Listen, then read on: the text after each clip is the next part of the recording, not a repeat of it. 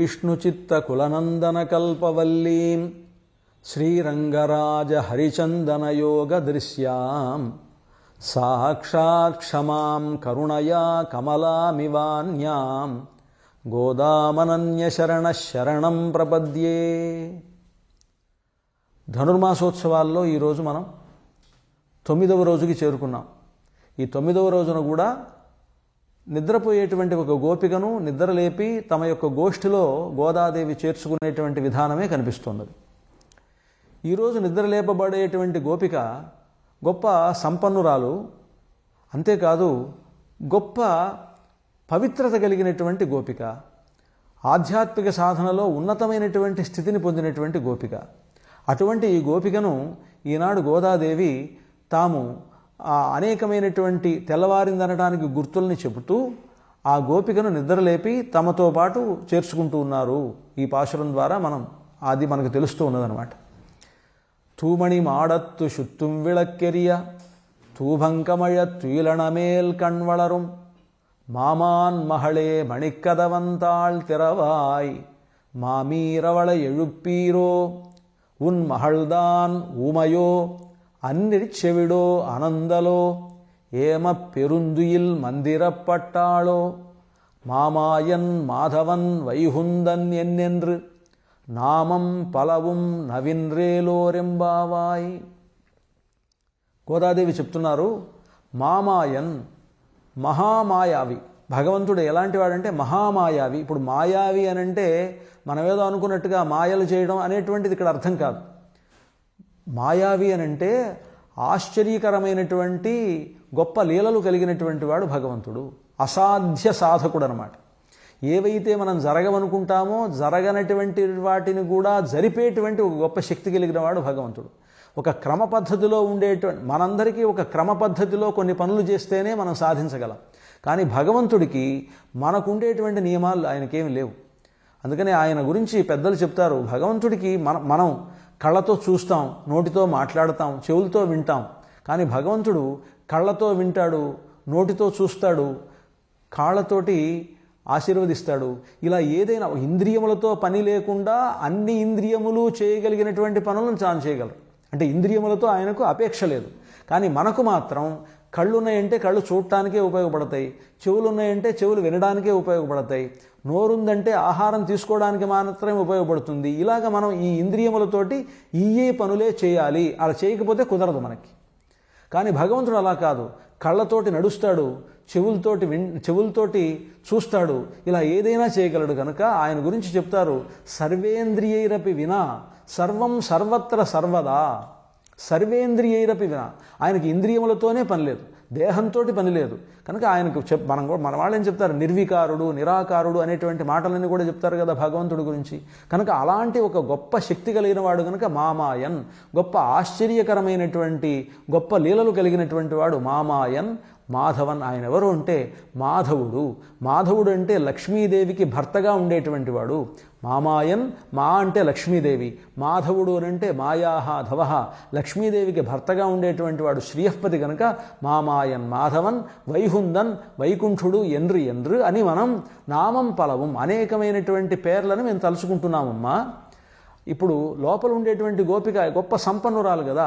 తూమణి మాడత్తు శుత్తుం విళక్కిరియ, ఆవిడ ఎలా ఉన్నదనంటే పరిశుద్ధమైనటువంటి మణులతో చేసినటువంటి గొప్ప ఇంటిలో ఆమె బెడ్రూమ్లో పడుకుని ఉన్నది. తూమణి మాడత్తు ఒక గొప్ప మేడ, అంటే మణులతో తయారు చేసినటువంటి మేడ. ఆ మణి మేడలో ఆవిడ శుత్తుం విళక్కిరియ, చుట్టూతా కూడా దీపాలు వెలిగించుకొని తూభం కమయ, ధూపమంతా కూడా ఆ గది మొత్తం వ్యాపించి ఉండగా తుయిలణమేల్ కణ్వళரும், హంసతూలికా తల్పం మీద శయనిస్తూ నిద్రపోతూ ఉండేటువంటి గొప్ప సంపన్నురాలైనటువంటి గోపిక. ఇలా ఉండడంలో అంటే తూభంకమయ తుయిలణమేల్ కణ్వళరం మామాన్ మహళే. అయితే అటువంటి గోపిక గోదాదేవి అంటున్నారు, మామాన్ మహళే, ఓ మామ కూతురా అని.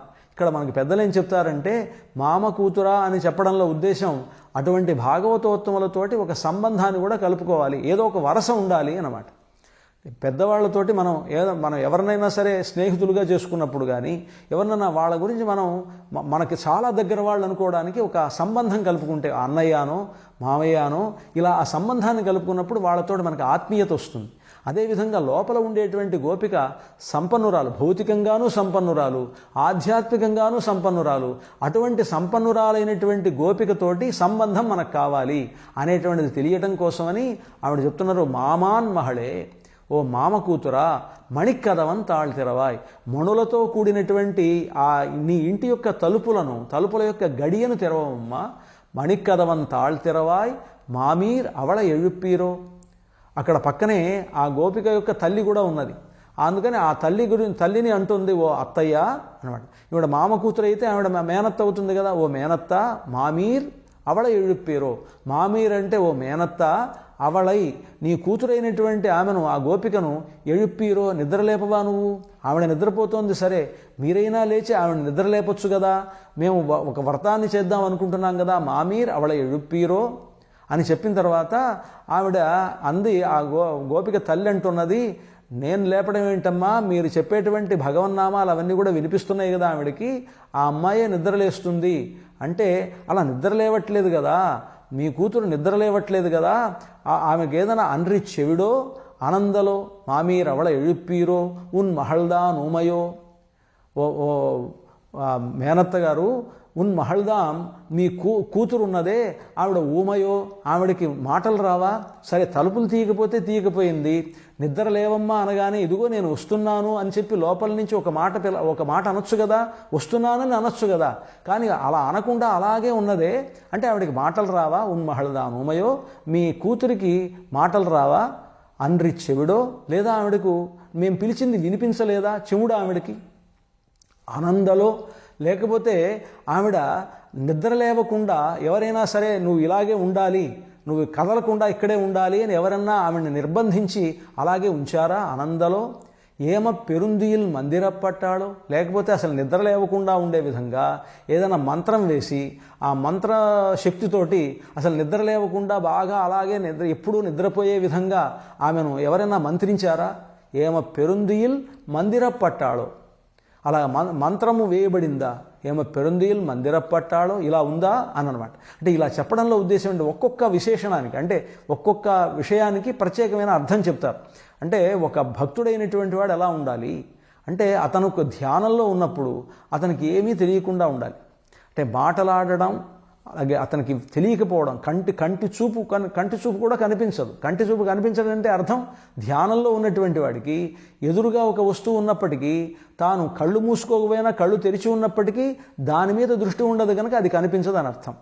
అలాగే దాని మీద దృష్టి, ఒక ఏకాగ్రమైనటువంటి చిత్తం కలిగినటువంటి వాళ్ళకి చెవులు వినిపించవు, ఆ ఇంద్రియములేవి ఆ పని చేయవు అని అర్థం అనమాట. కనుక ఇలాంటి ఒక గొప్ప స్థితిలో ఉండేటువంటి గోపికను అమ్మా మామాయన్ మాధవన్ వైహుందనెన్నెన్ నామం పలవున్ నవిన్రు.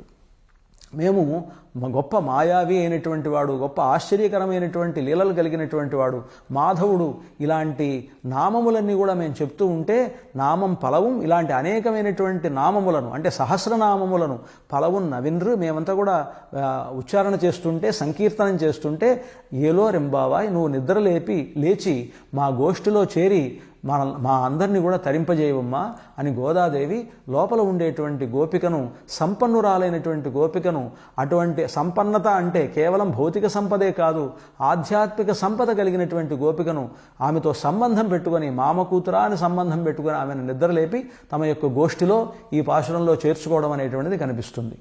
స్వోచ్ఛిష్ట మాలికాబంధ గంధబంధురజిష్ణవే విష్ణుచిత్త తనూజాయై గోదాయై నిత్యమంగళం.